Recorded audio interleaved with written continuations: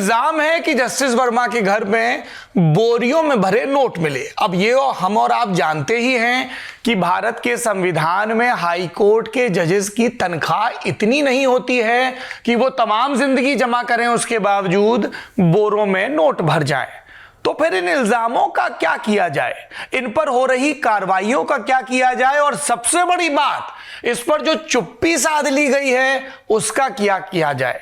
जज साहबों की बात है, ज्यादा कोई बात करेगा तो कंटेम्प्ट हो जाएगा, लेकिन जुडिशरी के मूल विचार पर यह जो कंटेम्प्ट हो रहा है उसका क्या किया जाए। इस चर्चा में हमारे साथ जुड़ रहे हैं इलाहाबाद हाई कोर्ट की बार एसोसिएशन के अध्यक्ष एडवोकेट अनिल तिवारी जी। सर बहुत बहुत स्वागत है आपका नेता नगरी में, प्रणाम। जब ये स्पेकुलेशन चल रहे थे कि 14 मार्च को कितना पैसा मिला, कोई फिगर देने को राजी नहीं था, और तब हमें ये इलाहाबाद हाई कोर्ट की बार एसोसिएशन का एक प्रेस रिलीज मिलता है जिसमें 15 करोड़ की रकम का जिक्र है। ये फिगर आपको कहां से मिला? मैं आपको बताऊं, ऐसा है कि बहुत सारी इंफॉर्मेशन होती है जिसको इनसाइड इंफॉर्मेशन कहते हैं। सर मैं सोर्स नहीं बोल सकता जी, लेकिन इनसाइड इंफॉर्मेशन जो शुरुआत में थी वो थी 15 करोड़ जले हुए नोट जी। लेकिन वहां की स्थिति आप देखें, वो फिगर भी अब इंपॉर्टेंट नहीं रह जाती है जी, क्योंकि वहां की स्थिति ये है कि बोरे बोरे जले हुई राख दिख रही है जी। बोरे, अब जले नोट तो दिख रहे हैं, साथ में राख भी कई बोरे दिख रही है जी जी। और पुलिस ने बताया कि 6 बोरे वहां जले हुए बरामद भी हुए हैं जी, खाली, उसकी राख गायब है। मैंने इसको एग्जामिन किया कि 1 करोड़ रुपए का वजन कितना होता है। मेरे बहुत सारे दोस्त हैं जिनके पास बहुत पैसा है, मेरे पास तो नहीं है, तो मैंने उनसे रिक्वेस्ट की कि भाई तौल के बताओ, तो उन लोगों ने बताया कि लगभग 22.5 से 23 किलो होता है। इतने अखबार को मैंने जला कर देखा तो इट इज अराउंड 1 मुट्ठी राख होती है, एक मुट्ठी राख जी। वहां तो कई बोरे राख है भाई साहब। आज तो ये 15 करोड़ नहीं है, पता नहीं कितना है। और सवाल इसका अमाउंट की राशि का तो सवाल भी नहीं है।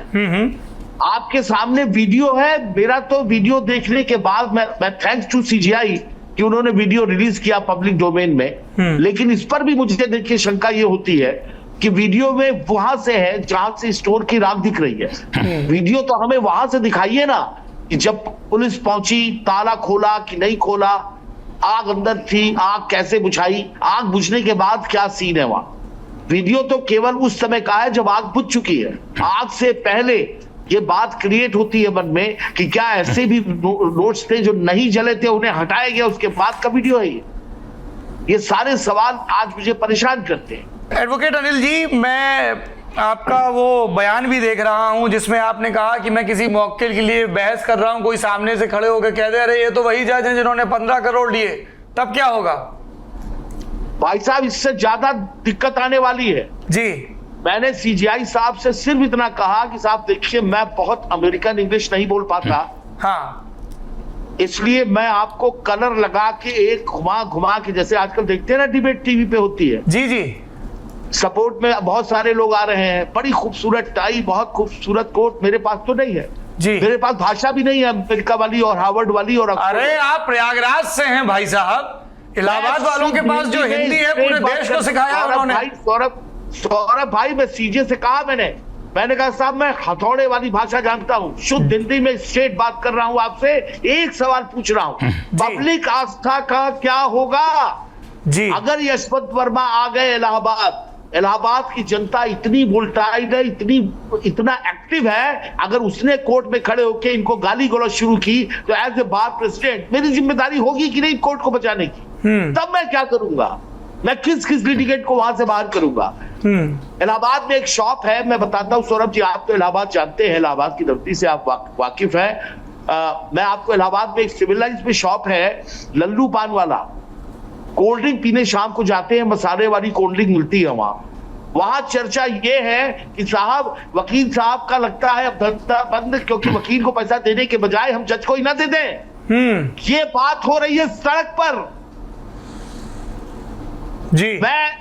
मैं इस डेमोक्रेसी को मरता हुआ देख रहा हूं अपने आंख के सामने।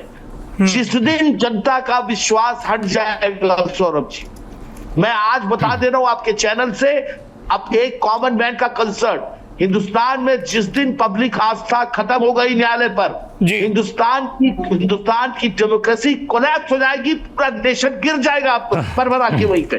कि मैं दो बातों से पार्शियली सहमत नहीं हूं। जिस तरीके से उन्होंने अनुमान के आधार पर नोटों की गणना की है, मैं मानता हूं कि जब तक अधिकृत तरीका नहीं हो, क्योंकि तो जांच समिति के सामने भी बात आनी चाहिए कि किस तरह से गणना की है, ये एक बात है। और दूसरी बात यह है कि इन हाउस कमेटी की जांच रिपोर्ट क्या आती है, लेकिन अभी तक वो दोषी करार नहीं दिए गए, इसलिए हम ये नहीं मानना चाहिए कि वो गलत ही हैं। लेकिन अगर उनके खिलाफ साजिश हुई है, दो ही बातें हो सकती हैं, या तो पैसा उनसे या उनसे जुड़े हुए लोगों का है, या साजिश हुई है। तो अगर साजिश हुई है, इसका मतलब कि interference with the administration of justice है, और इस पर तो उनको तुरंत शिकायत दर्ज करानी चाहिए, क्योंकि उनको सुरक्षा मिली है, उनके खिलाफ शिकायत नहीं हो सकती है। लेकिन उनको शिकायत करने से कोई नहीं रोक सकता है। वो सीबीआई, ईडी, एनआईए किसी की भी जांच की मांग कर सकते थे। वो सारी बातों को पारदर्शी तरीके से बोलते, सीसीटीवी फुटेज जारी हो, किसका पैसा कैसे है, या पैसा था या नहीं था। इसका मतलब ये कि साजिश के बारे में वो खुद डिफेंसिव हैं, और ये प्राथमिक तौर पे ये संदेह के घेरे में आते हैं।